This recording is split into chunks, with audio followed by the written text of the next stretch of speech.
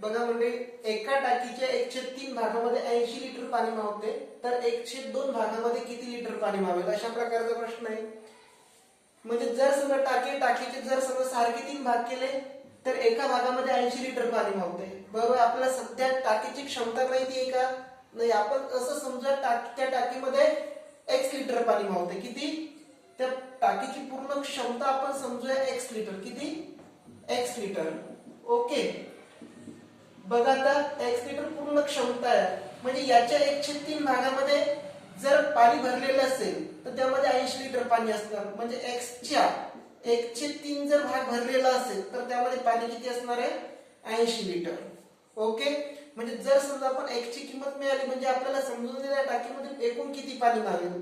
बघा x गुणिले x एक x/3 बरोबर 80. या ठिकाणी 3 भागाकारामध्ये समोर गेल्यानंतर गुणाकारामध्ये जाणार. x बरोबर 80 गुणिले 3. x बरोबर 240. x बरोबर किती आलं या ठिकाणी? 240 लिटर. म्हणजे याचाच अर्थ त्या पूर्ण टाकीची क्षमता किती आहे? 240 लिटर.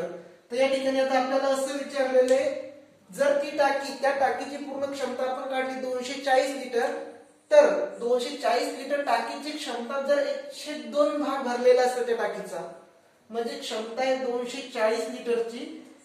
या टाकीचा जर 1/2 भाग भरलेला असेल तर किती पाणी मावेल. बरोबर आहे. 1/2 भाग भरलेला असेल तर किती पाणी मावेल. बघा या ठिकाणी 2 ने 240 ला आपण भागलं तर या ठिकाणी भागाकार येतो 120. म्हणजेच याचा अर्थ त्या पूर्ण टाकीमध्ये म्हणजेच जर 1/2 भाग भरलेला असेल तर त्यामध्ये एकूण 120 लिटर पाणी मावायला पाहिजे. ठीक आहे.